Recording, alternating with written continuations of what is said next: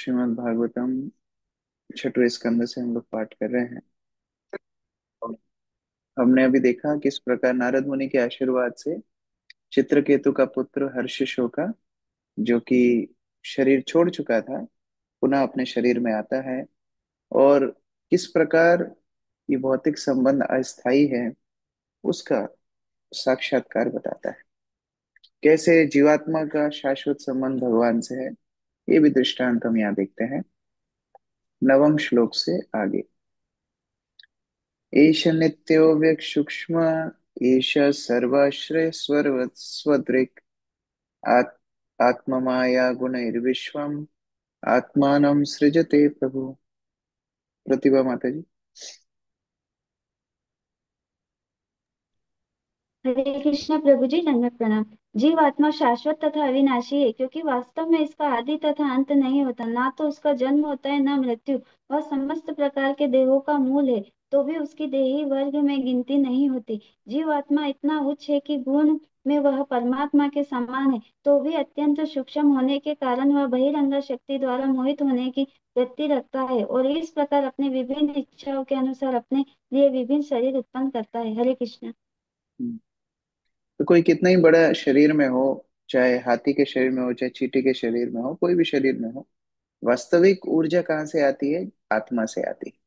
ये आत्मा ही है जो शाश्वत तत्व है, जो हर शरीर को जागृत रखता है। जब तक आत्मा शरीर को अनुकूल महसूस करती है, तब तक शरीर में निवास करती है। जैसे ही जीवात्मा ये सोचती है कि अभी शरीर अनुकूल नहीं है, शरीर को छोड़ देती है। अनिकेत प्रभु।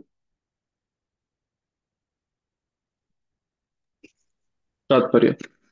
इस श्लोक में अचिंत्य भेदाभेद दर्शन का वर्णन है। जीवात्मा पूर्ण पुरुषोत्तम भगवान के ही समान नित्य है। अंतर इतना ही है कि परमात्मा विराट है, उससे बड़ा कोई नहीं है, ना ही कोई उसके समान है, जबकि जीवात्मा सूक्ष्म है। शास्त्रों का कथन है कि जीवात्मा बाल के अग्रभाग के 10,000वें भाग के तुल्य है। परमात्मा सर्वव्यापी है, अंडांतरस्थ परमाणु चयांतरस्थ। यदि सापेक्षतया जीवात्मा को सूक्ष्म अति लघु मान लिया जाता है, तो प्रश्न उठता है कि फिर सबसे बड़ा विराट कौन है। विराट तो श्री भगवान है और जीवात्मा अति लघु। जीव की दूसरी विशेषता यह है कि वह माया से आच्छन्न हो जाता है। आत्म माया गुणे है, वह श्री भगवान की माया से आवृत होने वाला है। जीवात्मा की इस जगत में बद्ध जीवन के लिए उत्तरदायी है, इसलिए उसे प्रभु स्वामी कहा जाता है।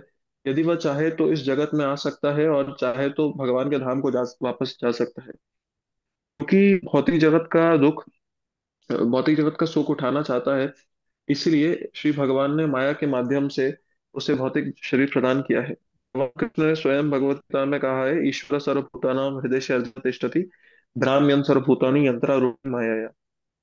हे अर्जुन, परमेश्वर प्रत्येक प्राणी के हृदय में बैठा है। वही देह रूपी यंत्र में आरूढ़ सब जीवों को अपनी माया शक्ति से घुमा रहा है। कई बार परमात्मा ये जीवात्मा प्रश्न को अवसर पूछा प्रदान जाता है करता है। कई बार ये प्रश्न पूछा जाता है कि जीवात्मा माया से श्रेष्ठ है, भगवान की अंतरंगा शक्ति का ही हिस्सा है, और फिर भी जीवात्मा कैसे माया के अधीनस्थ हो जाता है? कई बार ये प्रश्न पूछा जाता है। तो शिला प्रभुपाद एक बार मॉर्निंग वॉक पे जा रहे थे, और एक बहुत बड़ा जहाज था जिसको एक छोटी सी स्पीड बोट खींच के ले जा रही थी। तो शिला प्रभुपाद ने अपने भक्तों को पूछा कि आप ये देख करके क्या सीखते हैं? तो भक्त लोग ज्यादा उत्तर नहीं दे पाए। प्रभुपाद बताते हैं कि देखो, ये छोटी सी स्पीड बोट ये बड़े से जहाज को खींच के ले जा रही है। कारण ये नहीं है कि स्पीड बोट ज्यादा शक्तिशाली है, कारण ये है कि बड़े जहाज का इंजन बंद है, और क्योंकि उसका इंजन बंद है, इस कारण से छोटी बोट उसको खींच करके ले जा रही है। यहाँ जीवात्मा के पास दोनों विकल्प होते हैं, भगवान के आश्रय में रहना, माया के आश्रय में रहना। जब वो भगवान की भक्ति को बंद कर देता है या भगवान की सेवा से थोड़े समय के लिए दूर हो जाता है, तो वह अस्थायी समय पर माया उसके ऊपर हावी हो जाती है। कृष्ण बोली।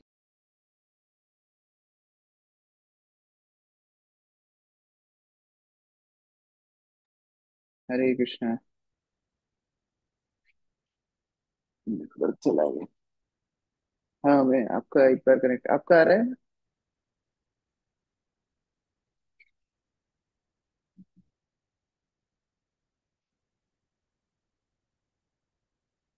हरे कृष्णा। मेरी आवाज आ रही है? यस प्रभु, यस। यस आ प्रभु रही हरे है। जी जी कृष्णा। प्रभु आ जी रही है। आ गए। ये सभी सभी वक्त आप वीडियो बंद कर दीजिए तो कम ये जाएगा। वीडियो बंद कर दीजिए।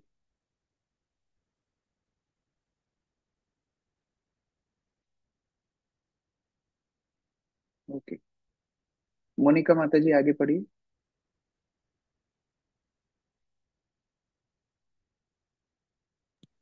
हरे कृष्ण। हे अर्जुन, परमेश्वर प्रत्येक प्राणी के हृदय में बैठा है। वही देह रूपी यंत्र में आरूढ़ सब जीवों को अपनी माया शक्ति से घुमा रहा है। परमात्मा जीवात्मा को अवसर प्रदान करता है कि वह अपनी इच्छा अनुसार ही जगत का सुखोपभोग कर ले, किंतु साथ ही भगवान अपनी इच्छा व्यक्त करते हैं कि जीवात्मा समस्त आकांक्षाओं को त्याग कर उनको समर्पण करके परम धाम को वापस जाए। जीवात्मा अत्यंत लघु है। इस प्रसंग में जीव गोस्वामी का कथन है कि भौतिक, प्रभु जी ऊपर करिए थोड़ा। हरे कृष्ण प्रभु जी। ऊपर किया है ऑलरेडी। स्क्रिप्ट में नहीं आ रहा। नीतू मत। हरे कृष्णा। दक्ष संकर्षण प्रभु। हाँ तो मैं शेयर कर रहा हूँ, मैं शेयर कर रहा हूँ। हाँ, हरे कृष्ण। आप कंटिन्यू कीजिए, नेटवर्क। मैं शेयर कर रहा हूँ। हाँ। उसे रीडिंग कर दी। तो पतला हूँ, मैं कमजोर हूँ, मैं बहुत शक्तिशाली हूँ, तो फिर मुझे फर्क पड़ना ही नहीं चाहिए। और अगर आत्मा को अगर आप बोल रहे हो तो ये आपके अज्ञान की दर्शिता है, क्योंकि आत्मा ये सारी वस्तुओं से वैसे भी प्रभावित नहीं होती। प्रफुल्ल प्रभु पढ़िए तात्पर्य। जैसा कि पिछले श्लोक में कहा गया है, जीवात्मा तथा पूर्ण पुरुषोत्तम भगवान के गुण एक से हैं, किंतु जीव सूक्ष्म होने के कारण इन्हें कम मात्रा में रखता है, जबकि परमेश्वर सर्वव्यापी तथा विराट है।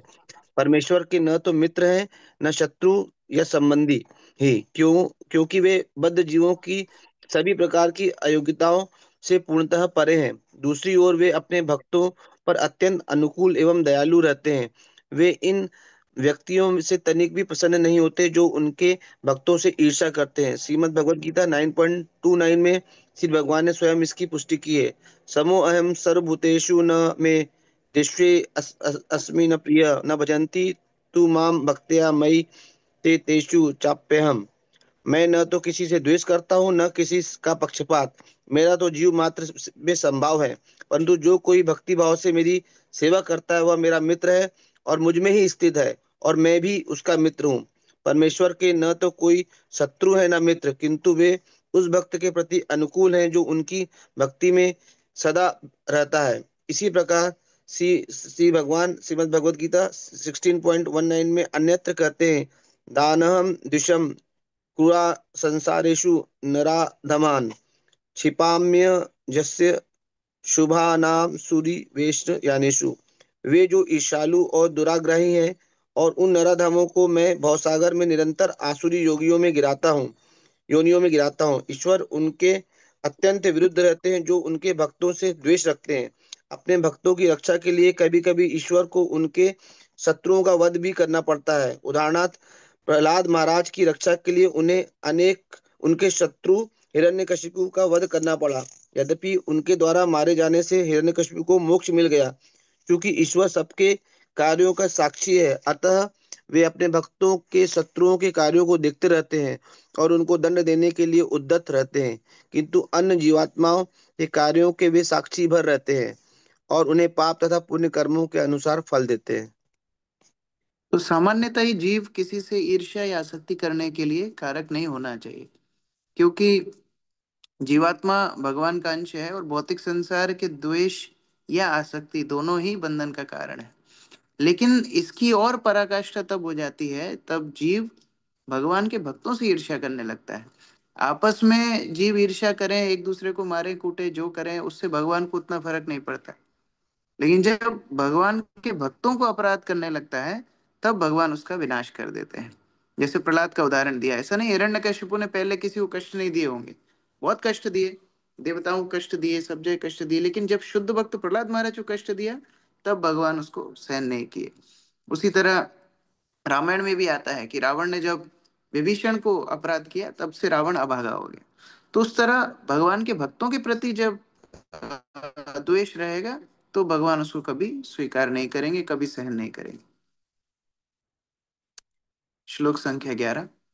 न दत्तात्मा हि गुणम न दोषम न क्रिया फलम उदा उदासीन वदासीन परा पराद्रिक ईश्वर। नीतू माता जी पढ़िए। हरे कृष्णा प्रभु जी, दंडवत प्रणाम। कार्य और कारण का सृष्टा यह आत्मा सकाम कर्मों से जनित सुख तथा दुख को स्वीकार नहीं करता। वह भौतिक देह स्वीकार करने या करने के लिए परम स्वतंत्र है और भौतिक शरीर न होने के कारण वह सदैव उदासीन या तटस्थ रहता है। जीवात्मा ईश्वर का भिन्न अंश है और सूक्ष्म मात्रा में उनके गुणों को धारण किए रहता है। अतः प्रभु जी स्क्रीन मनुष्य को शोक से प्रभावित नहीं होना चाहिए। हरे कृष्ण प्रभु जी। तो भगवान के क्या गुण हैं? भगवान के वैसे अनंत गुण हैं, लेकिन अगर हम भगवान के 3 गुणों, प्रधान गुणों के ऊपर अपना ध्यान केंद्रित करें तो भगवान के गुण हैं सच्चिद आनंद। और जीव क्योंकि भगवान का अंश है तो उसके अंदर भी ये सच्चिदानंद गुण है। थोड़ी छोटी मात्रा में है लेकिन है तो। और उसी कारण से हम देखते हैं हर व्यक्ति ये 3 चीजों के लिए प्रयत्नशील हमेशा रहता है। सत अर्थात वो हमेशा जीवित रहना चाहता है। कोई छोटे से छोटा बच्चा भी होगा, उसको भी अगर हम डराएंगे तो वो बोलेगा नहीं मैं मर जाऊंगा, उसको भी डर रहता है मरने का। सत चित, हर व्यक्ति ये सोचता है कि मैं सबसे ज्यादा समझदार हूं, ये भी हम देखते हैं। और आनंद, हर व्यक्ति सुखी रहना चाहता है। तो यद्यपि जीव भौतिक संसार में है लेकिन फिर भी वो अपने स्वभाव को कैसे भूलेगा। सच्चिदानंद स्वभाव जीव का हर स्थिति में रहता है और उसी के लिए वो प्रयत्नशील रहता है। अब उसको वो प्राप्त कब होता है? जब वो आध्यात्मिक स्थिति में रहता है, क्योंकि भौतिक स्थिति सच्चिदानंद का ठीक विपरीत है। अर्चना माता जी पढ़ी। तात्पर्य, बद्ध जीव के शत्रु तथा मित्र दोनों होते हैं। वह अपनी स्थिति के कारण गुण और दोषों से प्रभावित होता है, किंतु परमेश्वर तो सदैव दिव्य है। ईश्वर होने से द्वैतता का उन पर कोई प्रभाव नहीं पड़ता। अतः यह कहा जा सकता है कि वे अच्छे या बुरे कर्मों के कारणों का तथा फलों के तटस्थ साक्षी के रूप में सबके हृदयों में स्थित रहते हैं। हमें यह भी समझ लेना चाहिए कि उदासीन का अर्थ यह नहीं है कि वे कुछ कार्यवाही नहीं करते, वरन इसका अर्थ यह है कि वे स्वयं इससे प्रभावित नहीं होते हैं। उदाहरणार्थ, जब न्यायाधीश के समक्ष दो विरोधी पक्ष उपस्थित होते हैं तो वह निष्पक्ष उदासीन बना रहता है, किंतु वह फिर भी प्रसंगानुसार न्याय करता है। भौतिक कर्मों के प्रति पूर्णतया उदासीन या निष्पक्ष रहने हेतु हमें परम उदासीन पुरुष के चरणारविंद की शरण ग्रहण करनी चाहिए। महाराज चित्रकेतु को यह उपदेश दिया गया कि पुत्र की मृत्यु जैसी दुखदायक घटना के उपस्थित होने पर उदासीन रह पाना असंभव है। फिर भी चूंकि ईश्वर हर प्रकार से संतुलन करना जानते हैं, अतः सबसे सुगम मार्ग यही है कि उन्हीं पर आश्रित रहा जाए और उन्हीं की भक्ति की जाए। सभी परिस्थितियों में द्वैत भाव से विचलित नहीं होना चाहिए। जैसा कि श्रीमद् भगवद गीता में कहा गया है, कर्मण्येवाधिकारस्ते माँ फलेषु कदाचन माँ कर्म फल हेतुर्भूमार ते संगो अस्त्व कर्मणि। तेरा अधिकार नियत कर्म करने में ही है, कर्म फल में नहीं। अपने आप को कभी अपने कर्मों के फलों का कारण मत समझो और अपने कर्तव्य कर्म को न करने में कभी आसक्त न हो। मनुष्य को चाहिए कि वह भक्ति का अपना उत्तरदायित्व निभाए और कर्म फल के लिए पूर्ण पुरुषोत्तम भगवान पर आश्रित रहे। तो बच्चे जो होते हैं पिता से ही संस्कार लेते हैं, गुण लेते हैं। प्रभुपाद तात्पर्य में लिख रहे हैं, अगर हमको उदासीन बनना है, उदासीन अर्थात हमको अनासक्त बनना है भौतिक संसार से, तो सीखना चाहिए भगवान स्वयं से। सारी सृष्टि भगवान से आती है फिर भी उससे अनासक्त रहते हैं। और भगवान के शुद्ध भक्त भी हम देखते हैं, भगवान शिव यद्यपि प्रकृति की शुरुआत से हैं, लेकिन अभी तक उन्होंने कुछ घर नहीं बनाया, पेड़ के नीचे निवास करते हैं। हम देखते हैं ब्रह्मा जी जो सृष्टि करने में द्वितीय सृष्टा हैं, भगवान की सहायता करते हैं। हर दिन अपनी आंखों के सामने प्रलय देखते हैं, अर्थात जब वो रात में सोते हैं सब कुछ प्रलय में हो जाता है, जलमय हो जाता है, फिर अगले दिन उनको फिर सृष्टि करनी पड़ती है। तो भी वो अपनी सेवा को करते रहते हैं, आसक्ति में नहीं रहते। तो जो जितना उन्नत है उतना वो उदासीन अर्थात भौतिक संसार की वस्तुओं से अनासक्त रहने का अभ्यास रहना चाहिए। जिम्मेदारी, कल भी हम चर्चा कर रहे थे, जिम्मेदारी अलग चीज है, जिम्मेदारी निभाना है, लेकिन आसक्त नहीं होना है। आगे सुखदेव गोस्वामी बोल रहे हैं। श्री बादरायणीरुवाच इति उदीर्य गतो जीवो ज्ञातयस्तस्य ते तदा विस्मिता मुमुचुः शोकं छित्त्वात्मा स्नेह श्रृंखलाम्।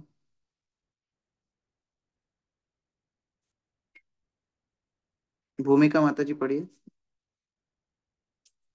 श्री सुखदेव गोस्वामी ने आगे कहा, जब महाराज चित्रकेतु के पुत्र रूप में वह बद्ध जीव इस प्रकार बोलकर जब चला गया तो चित्रकेतु तथा मृत पुत्र के अन्य संबंधी अत्यंत विस्मित हुए। तब उन्होंने उसके साथ अपने संबंध से उत्पन्न स्नेह बंधन को काट दिया और शोक का परित्याग कर दिया। सामान्य तो उल्टा होता है। जब कोई जीव अपना शरीर छोड़ता है और वो देखता है कि दाह संस्कार के बाद ही या कई बार तो उसी समय पर ही लोग हंसी मजाक करने लगते हैं, शमशान से बाहर निकल के खाने पीने की बातें करने लगते हैं, कोई सिगरेट पीने लगता है। ये सारी चीजें देख करके वैसे सामान्यतः जिसने शरीर छोड़ा है उसके अंदर विरक्ति आती है। वो जीवात्मा देखती है उसके परिवार के लोग क्या क्या काम कर रहे हैं, जाते से ही मोबाइल चलाने लगते हैं। कोई जो गया है उसके लिए कोई फर्क नहीं है। अभी कल एक भक्त बता रहे थे कि उनका एक हॉस्पिटल था पहले, और उन्होंने अपनी आंखों के सामने देखा कि कोई पेशेंट मर गया है और वो डॉक्टर लोग वहीं पर बैठ करके अपना भोजन कर रहे हैं, वहीं डेड बॉडी के पास में। क्योंकि रोज ही देखते हैं वो लोग, किसी की मृत्यु हो रही है, किसी का ये हो रहा है, किसी का वो हो रहा है। तो ये सब देख करके जिसकी मृत्यु होती है उसको विरक्ति आती है और फिर वो अगले शरीर में जाने के लिए तैयार होता है। सामान्यतः इस तरह होता है। लेकिन इस केस में जिसकी मृत्यु हुई उसको दोबारा बुलाया गया और उसका प्रवचन सुन के बाकी सबके अंदर विरक्ति आ गई।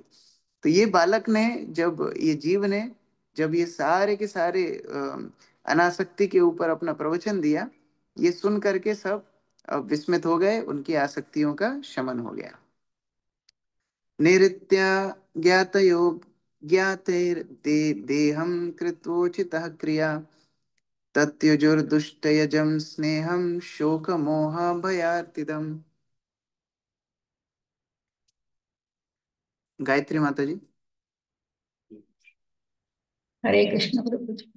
वृद्ध बालक के शरीर का देह दान सत्कार तथा यथोचित अनुष्ठान करने के बाद संबंधियों ने उस स्नेह को भी त्याग दिया जिसके कारण मोह, शोक, भय तथा दुख की प्राप्ति होती है। निसंदेह ऐसे स्नेह का त्याग पाना कठिन है, किंतु उन्होंने सफलता से इसका परित्याग कर दिया। ठीक है। तो इसमें उनकी महानता नहीं है कि उन लोगों ने बड़ा स्नेह त्याग कर दिया। हर व्यक्ति दुख में आकर के भगवान की भक्ति करे जरूरी नहीं है। नहीं तो आज सारे अस्पताल जो मरीजों से भरे हुए हैं सब कृष्ण भावना भावित होते। जितने लोग परेशान हो रहे हैं, सड़क पर भीख मांग रहे हैं, वो सब कृष्ण भावना भावित होते। जरूरी नहीं है कि आपके जीवन में दुख आए तो आप कृष्ण भावना भावित हो जाएं। लेकिन जब कोई सत्पुरुष, कोई शुद्ध भक्त की कृपा होती है, तब शुद्ध भक्ति हृदय में पुनः जागृत होती है। या नारद मुनि की उपस्थिति, अंगिरा मुनि की उपस्थिति के कारण जब इस तरह परिस्थिति सामने आई है, तब वो ज्ञान हृदय में प्रकाशित हुआ है। तो ये कृतित्व किसका है? ये है नारद मुनि का, ये अंगिरा मुनि का। बालज्ञो वृदितस्तत्र बालहत्या हत प्रभा बालहत्यावृतं चेरुर्ब्राह्मणैर्यन्निरूपितं यमुनायां महाराज स्मरन्तो द्विजभाषितम्। अनुवाद पढ़िए देवेश प्रभु।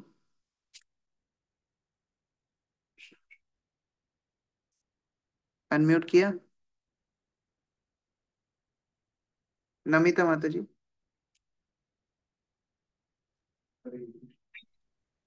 रानी कृतधुति की सौतें जिन्होंने बालक को विष दिया था अत्यंत लज्जित हुई और उनके शरीर कांति विहीन हो गए।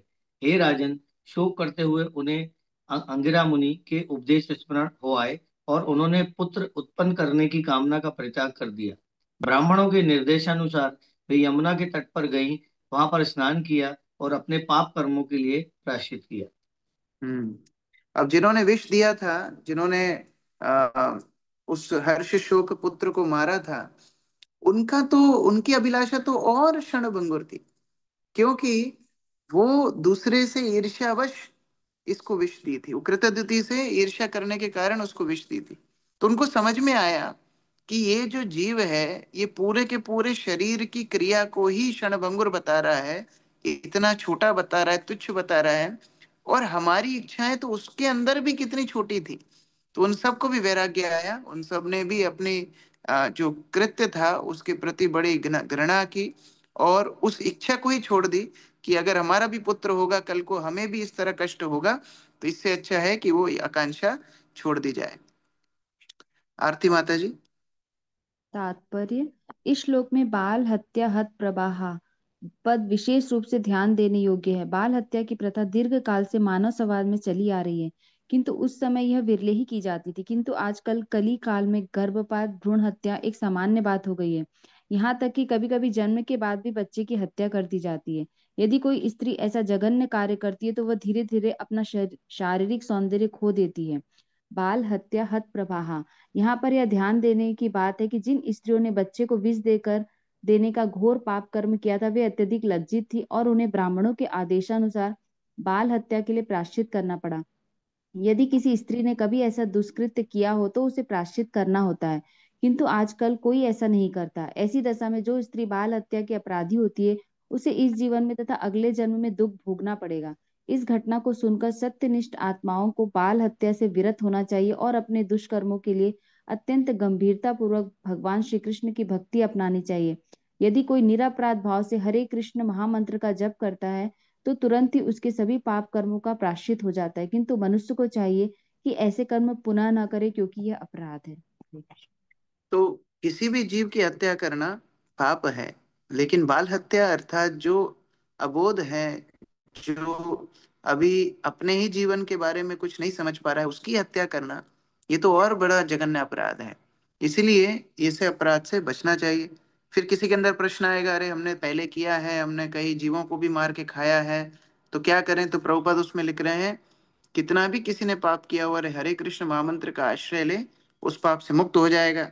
फिर कुछ चतुर खोपड़ी होंगे, वो ये सोचेंगे कि अच्छा हरे कृष्ण महामंत्र का जप करते रहेंगे, फिर गड़बड़ भी करेंगे। तो प्रभुपाद अंतिम लाइन में वो भी लिख रहे हैं कि लेकिन सिन नो मोर, उसके बाद फिर अपराध को छोड़ना पड़ेगा।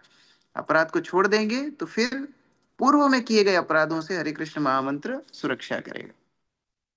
साइत्थम प्रति बुद्धात्मा चित्रकेतुर्जित द्विजो की भी गृहंदा कूपम निष्क्रांत सरहा पंकात इवा द्विपा।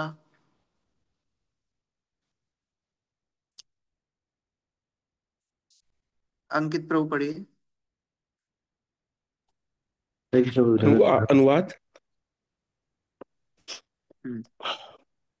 परम ब्राह्मण अंगिरा तथा नारद के उपदेशों से जागृत होकर राजा चित्रकेतु आत्मज्ञान से भलीभांति अवगत हो गया। जिस प्रकार हाथी कीचड़ युक्त जलाशय से बाहर निकल आता है, वैसे ही राजा चित्रकेतु गृहस्थ जीवन के अंधकूप से बाहर निकल आए। तो हरे ये कृष्ण दलदल के बोलिए। समान है, दलदल कीचड़ युक्त जलाशय मतलब दलदल। तो दलदल में फंसा हुआ व्यक्ति को अगर कोई हाथ पकड़ के बाहर खींच ले, उस प्रकार चित्रकेतु अपने आसक्ति भरे ग्रस्त जीवन से बाहर निकला और अब आध्यात्मिक ज्ञान स्वीकार करने के लिए तैयार हुआ। शिला प्रभुपाद अपनी एक पुस्तक में लिखते हैं कि आध्यात्मिक उन्नति के लिए एक बहुत महत्वपूर्ण आवश्यकता है क्या? You should be thoroughly disgusted from material life. भौतिक जीवन शैली से व्यक्ति को घृणा होनी चाहिए, तभी जाकर के वो आध्यात्मिक उन्नति कर पाएगा। अगर दोनों जगह प्रयास करने का कोशिश करेगा तो फिर सफलता उतनी नहीं होगी। शुद्धता तो फिर भी धीरे धीरे होगी, लेकिन पूर्ण रूप से अगर आध्यात्मिक उन्नति करनी है तो भौतिक जीवन के प्रति घृणा होनी चाहिए। श्लोक संख्या 16। कालिंद्यां विधिवत् स्नात्वा कृत पुण्य जल क्रिया मौनेन संयतः प्राणो ब्रह्मपुत्रा अवन्दता। वेदांत प्रभु। राजा ने यमुना जल में स्नान किया और विधिपूर्वक ने पितरों तथा देवताओं को जल का अर्घ्य दिया। फिर इंद्रियों तथा मन को बड़े विकटा विकटता से संयमित करते हुए उन्होंने ब्रह्मा जी के दोनों पुत्र इंद्र तथा नारद को नमस्कार किए। हरे तो अभी कृष्णा। यमुना में स्नान करने के बाद शुद्ध इत्यादि होकर के अब नारद मुनि अंगिरा मुनि को प्रणाम कर रहा है, आध्यात्मिक ज्ञान लेने के लिए एकदम तैयार है। अथ तस्मै प्रपन्नाय भक्त्या प्रयतात्मने भगवान् नारदो प्रीतो विद्यामेतम् उवाचः।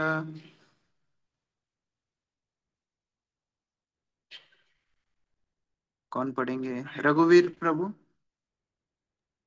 तत्पश्चात आत्मसंयमी तथा शरणागत भक्त चित्रकेतु पर अत्यधिक प्रसन्न होकर सर्वाधिक शक्तिमान मुनि नारद ने निम्नानुस्तर दिव्य उपदेश दिया।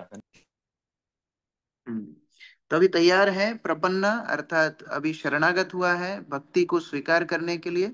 और इस अवस्था में अब नारद मुनि उन्हें भगवान संकर्षण को कैसे प्राप्त करना है वो मंत्र आगे देंगे। किस प्रकार फिर इस मंत्र का आश्रय लेकर के नारद मुनि की कृपा से चित्रकेतु भगवान संकर्षण की संगति प्राप्त करेंगे, ये सब फिर हम कल पाठ करेंगे। हरे कृष्ण। ग्रंथराज श्रीमद् भागवतम की जय, जय श्री प्रभुपाद की जय, समवेत जय भक्त वृंद। हरे जय। कृष्ण किसी का कोई प्रभु जी, प्रश्न धन्यवाद। है? हरे कृष्ण। Any question?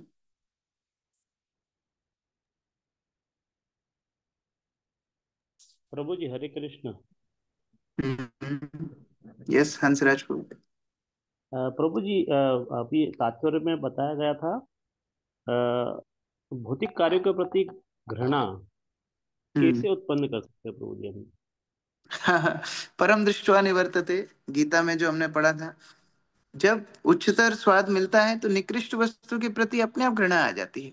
सबसे पहले तो विकर्षण, सबसे पहले तो धीरे धीरे जो आसक्ति है वो कम होती है और फिर धीरे धीरे उसे घृणा भी होने लगती है। जैसे अभी यात्रा में हम लोग गए थे, जो लोग स्लीपर में जाते हैं, हर बार स्लीपर में ट्रेवल करते हैं, उनको कोई समस्या नहीं है। एक बार उनको आप थर्ड एसी में लेके जाओगे, अब स्लीपर से घृणा होने लगेगी। अब स्लीपर में बोलेंगे अरे यहाँ कितना गंदा रहते हैं, यहाँ कितनी हवा आती है, यहाँ कितनी समस्या होती है। फिर थर्ड एसी में जो जा रहा है उसको वहां बढ़िया लग रहा है। एक बार आप सेकंड एसी में लेके जाओगे, फिर बोलेगा अरे थर्ड एसी में कितनी दिक्कत होती है, तीन तीन सीट होती है, कोई सोना चाहता है, फिर कोई बैठना चाहता है, लड़ाई होती है। सेकंड एसी अच्छा है। अब सेकंड एसी में जो जाता है वहां अच्छा लगता है उसको, लेकिन फिर एक बार फर्स्ट एसी में लेके जाओगे, फिर वहां उसको सेकंड एसी बुरा लगने लगेगा। अरे देखो, फर्स्ट एसी में अपना खुद का केबिन होता है, शोर शराबा नहीं होता है, चाय चाय वाले नहीं आते हैं, कितना अच्छा लगता है। तो अपने आप निकृष्ट वस्तु के प्रति आकर्षण गया, आसक्ति गई और धीरे धीरे अब घृणा भी आ गई। तो उसी प्रकार से जब हम श्रवण कीर्तन में अपने आप को लगाते हैं, भक्तों की संगति करते हैं, तो वहां जो आनंद मिलता है, वहां जो प्रेरणा मिलती है, वहां जो आसक्ति धीरे धीरे भक्तों से होने लगती है, तो फिर अपने आप भौतिक वस्तुओं से भी आकर्षण खत्म होके और घृणा आने लगती है। तो भक्ति की शुरुआत होती है महत कृपा से, भक्तों की कृपा से। तो वहां से भक्ति की जो भक्ति रूपी लता है शुरुआत करती है। भक्ति रूपी लता का मूल है साधु संग। तो वहां से जब शुरुआत होती है, धीरे धीरे फिर भौतिक वस्तुओं के प्रति घृणा आने लगती है और फिर व्यक्ति एकदम स्पीड पकड़ लेता है, फिर अपनी प्रगति में आगे बढ़ने लगता है। तो प्रभु जी इसमें फिर तो कहीं मतलब व्यक्ति को कोई जन्म लग जाते होंगे? जरूरी नहीं है। अगर कोई व्यक्ति अपने भक्ति में गंभीर है तो इसी जन्म में भगवत धाम जाएगा। प्रभुपाद तो बोलते थे इसी जन्म में सब भगवत धाम जा सकते हैं, अगर भक्तों के प्रति, गुरु के प्रति शरणागति हो। उस तरह। ठीक, थैंक जैसे यू प्रभु जी, हरे कई बार कृष्ण उदाहरण जी। दिया जाता है, अगर एक बहुत बड़ा पर्वत हो भूसे का, सूखी हम्म, घास का, और उसमें अगर एक चिंगारी भर आग भी लग जाए तो पूरे भूसे को जलाने के लिए पर्याप्त है। उसी तरह कई कई जन्मों के संचित कर्म एक चिंगारी भर भक्ति से जलाए जा सकते हैं। बस वो घास सूखी होनी चाहिए। गीली घास रहेगी तो फिर आग नहीं हम्म। बढ़ेगी। गीली घास प्रभु मतलब है वासनाएं, भौतिक वासनाएं, तो उनको धीरे धीरे संयमित करना चाहिए। प्रभु जी ये अनुभव हुआ था मेरे को जब मेरे पिताजी शांत हो गए थे अपने कोरोना काल में। तो वो जो पीरियड था वो मतलब ऐसा लगता था कि उस वक्त मतलब ऐसी घृणा हुई थी कि यार ये संसार कुछ नहीं है, मतलब उस वक्त थोड़ा सा कुछ चिंगारी टाइप का थोड़ा सा लगा था। हाँ, तो उसके उसको बाद उसको बोलते हैं शमशान वैराग्य। वो थोड़े अच्छा। समय के लिए वैराग्य आता है, फिर चला जाता है। लेकिन जो भक्तों की संगति में वैराग्य आता है, वो जो हम पहले चर्चा कर रहे थे, जी उच्चतर स्वाद देता है, वो उच्चतर प्रेरणा देता है, जिससे फिर निकृष्ट वस्तुओं के प्रति पूरा टोटल कंप्लीट अनासक्ति हो जाती है। तो जो खुद से आता है वो वैराग्य शमशान वैराग्य है, लेकिन भक्तों की संगति में वो परमानेंट वैराग्य आता है, जैसे अभी हाँ। चित्रकेतु को आ रहा है। जी जी जी। ठीक है। थैंक यू प्रभु जी, हरे कृष्णा, दंडवत प्रणाम। ब्रजेश प्रभु। हरे कृष्ण प्रभु जी, धन्यवाद प्रणाम। प्रभु जी, जैसे परमात्मा जो होते हैं परम सत्य है, तो क्या जीवात्मा भी परम सत्य होती है क्या प्रभु जी? हाँ बिल्कुल, क्योंकि भगवान का अंश है। जैसे सोने की खदान और सोने की खदान से एक सोने का कण, दोनों के गुण एक जैसे होते हैं। जैसे समुद्र और समुद्र की एक बूंद, दोनों के गुण एक जैसे होते हैं। गुण की बात हो रही है, मात्रा में अलग अलग है। भगवान अच्छा। विभु है, भगवान विस्तार, भगवान अनंत है, और जीव सीमित है। जीव एक कण के समान है, लेकिन गुण एक जैसे हैं।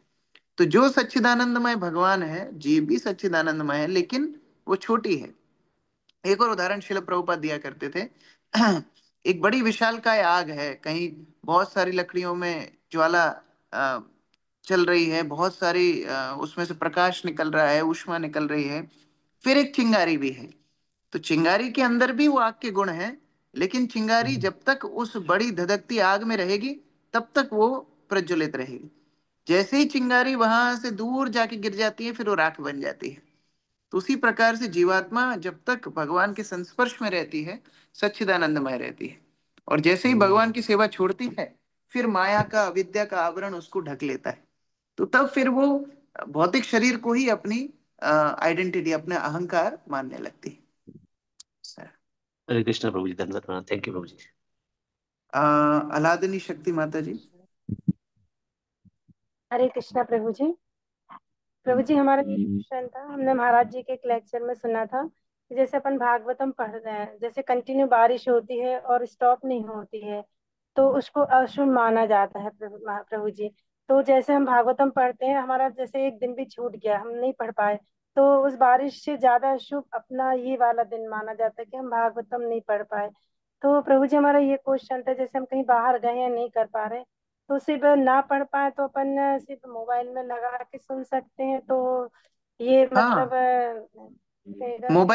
मोबाइल में आजकल भागवत की आप ये भी रख सकते हो, सॉफ्ट कॉपी भी रख सकते हो, जहां जाए वहां पढ़ सकते हैं। और भक्तों का अभ्यास होना चाहिए, प्रभुपाद की पुस्तक को साथ में ले जाना है। कोई छोटी पुस्तक कम से कम ले जाएं। भागवत का अर्थ केवल भागवत नहीं है, भागवत संबंधित ग्रंथ भी भागवत है। जैसे शिल प्रभुपाद के सारे ग्रंथ भागवत के ऊपर ही आधारित हैं, तो वो भी भागवत ही है। तो अगर प्रभुपाद की कोई ना कोई पुस्तक साथ में ले जाने का अभ्यास हो, तो फिर भागवत रीडिंग कभी छूटेगी नहीं। कहीं भी आप ट्रेन में हैं, प्लेन में हैं, कोई भी समस्या है, आप निकाल करके 5-10 मिनट पढ़ सकते हैं। उस तरह ले जाया जा सकता है। ठीक है। Thank you. आशा माता जी। हरे कृष्ण प्रभु जी, दंडवत प्रणाम। प्रभु जी, द्वैत भाव शब्द से क्या मतलब है? हाँ, द्वैत भाव। द्वैत भाव मतलब पृथक भाव। द्वैत मतलब दो, एकत्व मतलब एक, या अद्वैत मतलब एक। तो अद्वैत भाव दो प्रकार से चर्चा होता है अलग अलग कॉन्टेक्स्ट में। नकारात्मक रूप से जो मायावादी बोलते हैं कि हम भगवान बन जाएंगे, हम भगवान हैं, ये नकारात्मक अद्वैत है। लेकिन सकारात्मक अद्वैत मतलब जो भक्त लोग बोलते हैं कि हम भगवान के ही तो अंश हैं, हम भगवान के धाम से ही तो आए हैं, हमें भगवान की सेवा में ही तो लगना चाहिए, ये सकारात्मक अद्वैतवाद है। अब द्वैत भाव क्या हुआ? इसका अपोजिट, हम अलग हैं, हम अलग रहना चाहते हैं, हम भगवान से दूर रहना चाहते हैं, ये द्वैत भाव है।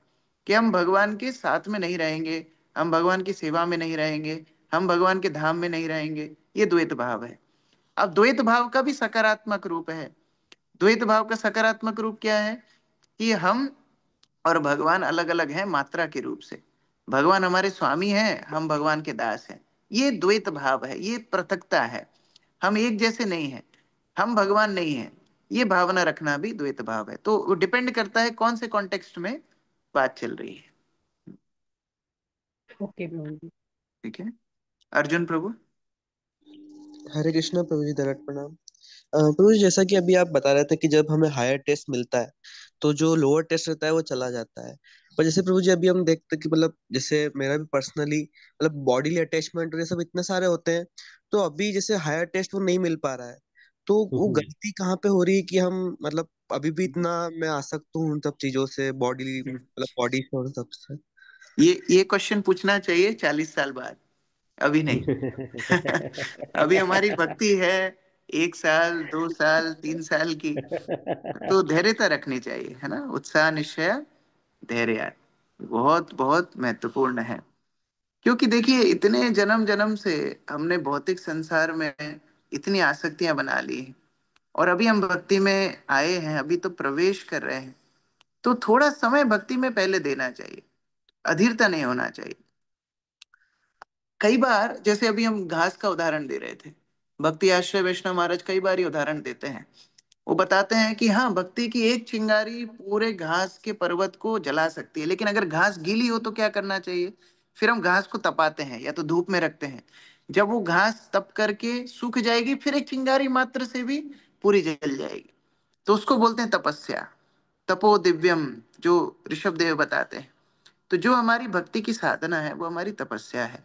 प्रतिदिन सुबह उठना, भगवान के नाम का जप करना, प्रतिदिन भागवत का श्रवण हो, पठन हो, भक्तों की संगति हो, गुरु की सेवा हो, गुरु का स्मरण हो। तो ये सारी वस्तुओं से क्या होता है? हमारी धीरे धीरे धीरे धीरे धीरे धीरे वासनाएं कम होती हैं। और जब वासनाएं कम होती हैं, तब वो भक्ति की प्रज्वल, जो भक्ति जैसे ही चिंगारी पकड़ती है, सारे के सारे पूर्व संचित कर्मों को, प्रारब्ध को, शुभ अशुभ जितने भी कर्म हैं, सबको जला करके राख कर देती है। तो इसीलिए धैर्यता रखनी चाहिए। और गुरु महाराज कई बार अपने प्रवचन में बताते थे, गुरु महाराज बोलते थे कि भक्त होने के बाद फिर हमको ये सब चिंताएं करने की आवश्यकता क्या है? भक्त का मतलब है शरणागत। अगर हम शरणागत नहीं है तो फिर हम भक्त कैसे हैं? तो अगर हमने भगवान का, गुरु का आश्रय लिया है, तो फिर ये विश्वास भी होना चाहिए कि हाँ, अब मैं सही मार्ग पर हूँ, गुरु के आश्रय में रहते रहते मैं आगे बढ़ जाऊंगा। जैसे हम डॉक्टर के पास जाते हैं, अब डॉक्टर मान लो आपकी सर्जरी कर रहा है, एक बार आप ऑपरेशन थिएटर में चले गए, उसके बाद आप डॉक्टर के हाथों में हो। अब वो डॉक्टर कितना समय लगाएगा, वो डॉक्टर कैसे, कहाँ कट लगाएगा, कहाँ से सर्जरी करेगा, ये सब डॉक्टर के हाथ में है, आपके हाथ में कुछ नहीं है। आपका डिसीजन कहाँ तक था? सही डॉक्टर का चुनाव करना, डॉक्टर से प्रिस्क्रिप्शन लेना और डॉक्टर के पास तक जाना, ये आपका काम था। इसके बाद अब जो कुछ करेगा डॉक्टर करेगा। उसी तरह हमारा कर्तव्य क्या था? हमारा कर्तव्य था सदगुरु के पास जाना, प्रभुपाद के आश्रय में जाकर के अपने आप को समर्पण करना, बस। अब इसके बाद कैसे हम शुद्ध भक्त बनेंगे, कैसे हमारी वासनाएं खत्म होंगी, कैसे हमारे अनर्थों का शमन होगा, ये सारी वस्तुओं का हमें प्रभुपाद जी के ऊपर, हमें शरणागत होकर के उनके ऊपर विश्वास रखना चाहिए। ये अगर हमारे चेतना में स्पष्ट है, तो फिर हम कभी भी हतोत्साही नहीं होंगे, कभी भी हम अपने निराश नहीं होंगे। नहीं तो फिर हमेशा यही लगता रहेगा, अरे 6 महीने हो गए मुझे जब करते हुए, देखो कुछ परिवर्तन नहीं आ रहा। अरे 6 करोड़ जन्मों से हम भौतिक संसार में, कितने कितने जन्मों से हम भौतिक संसार में हैं। तो धैर्यता रखनी चाहिए। ये समर्पण का एक बहुत महत्वपूर्ण अंग है, धैर्यता। जिसके अंदर धैर्यता नहीं है, मतलब वो समर्पण उसका कच्चा है। धैर्यता बहुत आवश्यक है। थैंक यू वेरी मच प्रभु जी। ठीक है। वैसे आप जी। बहुत सीनियर डिवोटी हो, आप नए नहीं हो, लेकिन फिर भी। थैंक यू नहीं। हरे कृष्ण। जय जगत गुरु श्रील प्रभुपाद की जय, समवेत भक्त वृंद की जय, निताई गौर प्रेमानंदे। हरे कृष्ण।